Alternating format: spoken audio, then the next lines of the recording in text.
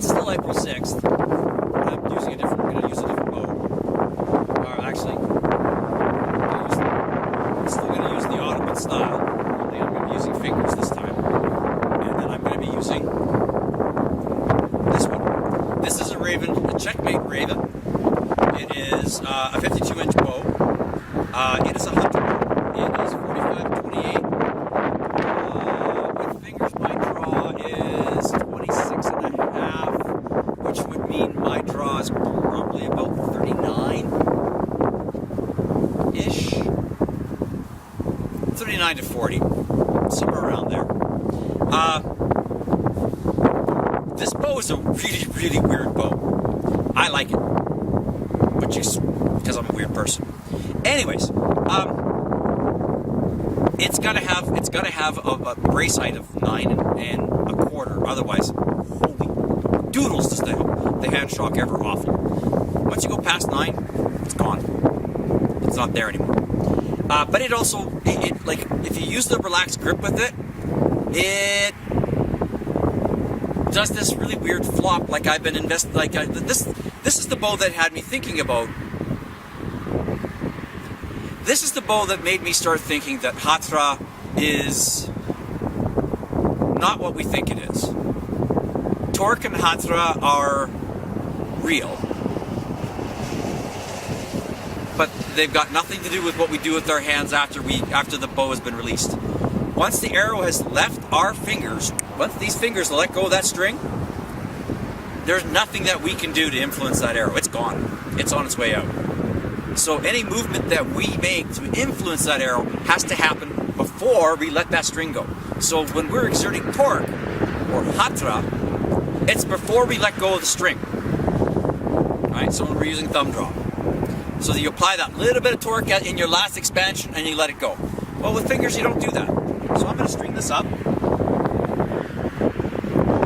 So if you guys are worried about that brace height,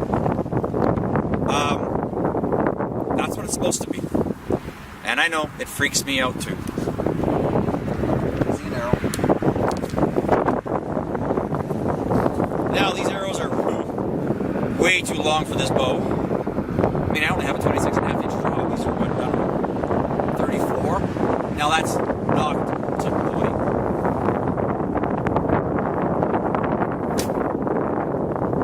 See, relaxed grip, look what it does. Very light bow, by the way, as well. I can do one finger on this one.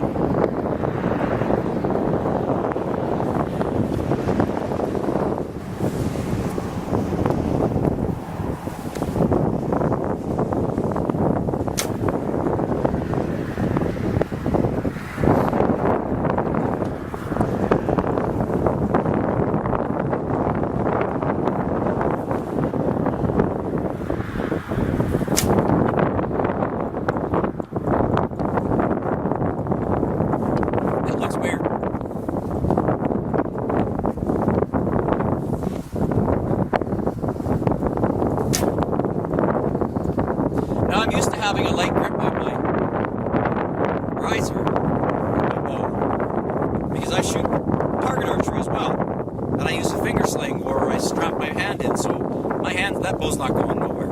So look,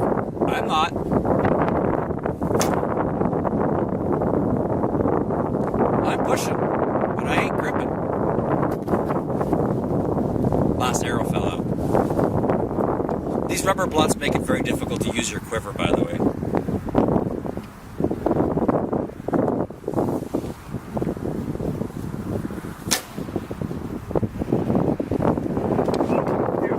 I'm trying to avoid hitting my sleeves because they're kind of floppy. This is my late father's jacket. This is from the 1970s. He wore this for skiing back in 1974.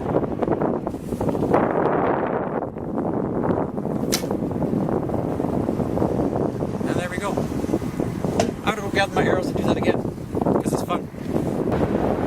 So I'm going to do that again.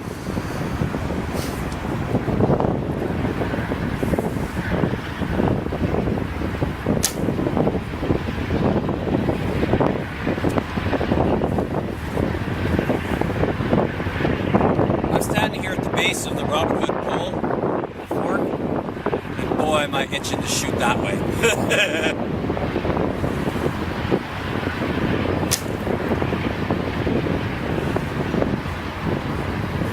You know what I'm going to? Just to see how the bow reacts.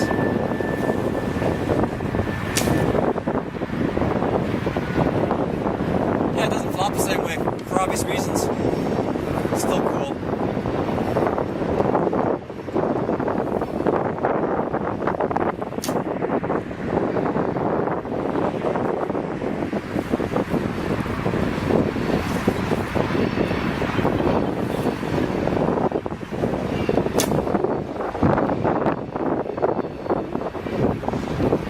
Like that.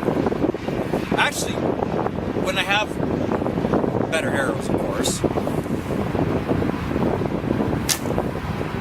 and I'm shooting at target, I'm quite happy with my accuracy with this bow.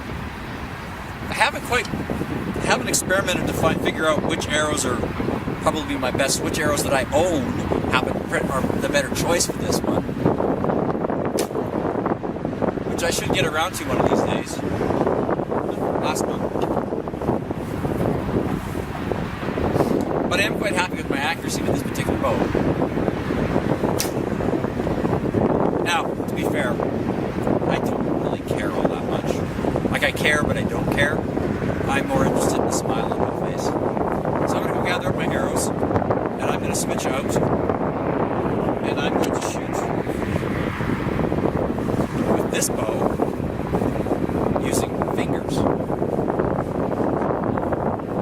I think I'm going to have to go hang this one up because I don't think it fits my it doesn't fit very well.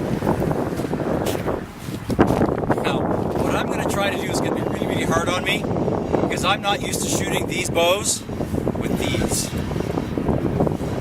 So if I start loading the bow instead of the right side on the left side, giggle with me.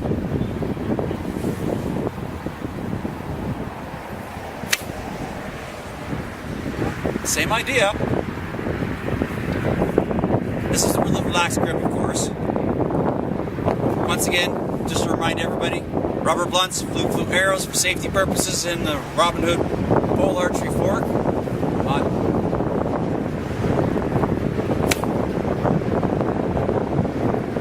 Relaxed grip. I don't want to drop my bow, but I'm also not holding on to it very tightly. So, look like this. Now this is, once again, this is the 28, or 25 and 28, so 26, about 22 pounds is what I'm pulling right now.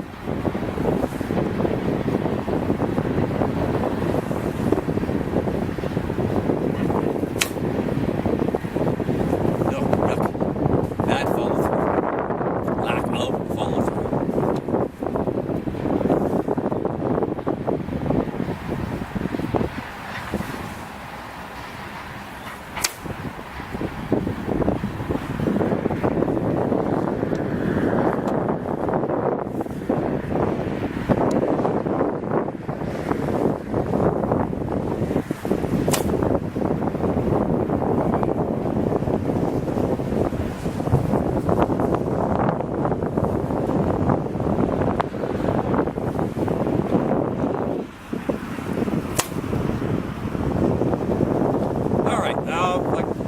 My quiver, and I'm going to go thumb drop, no thumb ring, just to see the difference.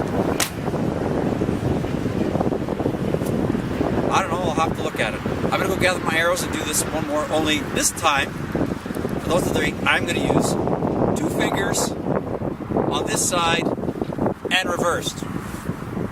Why? Because it puts a smile on my face. Now I'm going to load on the side I'm used to, only I'm not going to use my thumbs. I'm going to use my fingers in a reverse grip. See how it works out for me. I've done this a few times with left-handed bows. Shooting off the shelf.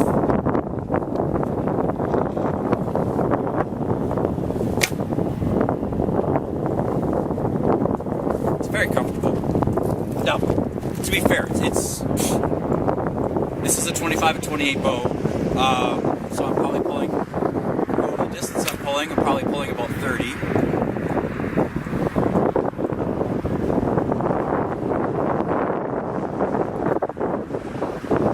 Interesting sounds coming from over there, kind of confusing me. Oh, look, I broke another arrow. Well, that was not safe to shoot. They are wooden. And they're also not very expensive. I got these arrows from AliExpress. $45 Canadian for a dozen, freight included. If I remember, I'll put a link below for that. I just ordered some bamboo ones, same length, flues as well, just to fool around out here in the park, just because the regulations in this park, the agreement that the clubs have is that they're actually not allowed to shoot points out here. So that's why I don't shoot points out here. I shoot rubber blunts.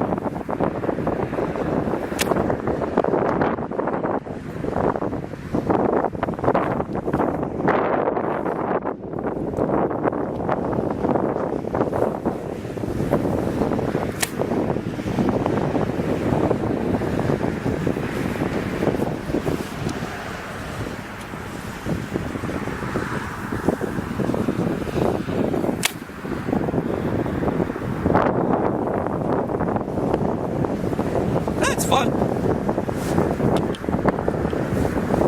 won't say it's the be-all end-all. It's very comfortable. Feels very comfortable. Feels very natural. I'm kind of bummed out that I broke the arrow, but they're not expensive, and it's for the fun of it anyways. Besides, I can save the rubber blunt for another arrow, and make it look pretty. This one is 43 grams. So that'll be 650 grains. And it's 34 inches. If I cut it here, I could probably save it for something else. Do I have a conclusion? I don't know. I'm just doing this for the fun, just to show you what the bows do with a relaxed grip, not dropping them, I'm not using finger slings, and how the bow reacts. Once again, it boils down to that concept of Khatra. And yeah, it's a thing. It really is. But the physics of the bow is the physics of the bow. The bow is going to do its thing. And matching your arrows, and I'm repeating myself because this is something that's become a bit of a mantra for me, despite the fact that I don't actually care for when I'm fooling around out here. I do care when I'm shooting my target bow. And I'm starting to care when I'm actually shooting for points, when I'm actually, writing down what I'm hitting and caring about it. When I'm scoring, I'm starting to care, and I'm starting to pick out the arrows that I'm going to use. And that's the reason why I set up the paper in my basement, so that I can do paper tuning to figure out what arrow is going to give me the best flight. And if I match the weights of the arrows and I get the spines right and I paper tune, shoot them through the paper to see which ones are going to give me the straightest flight, that means I will be able to follow my arrow and correct my shots and become more accurate when I want to be. If I'm just doing it to put a smile on my face,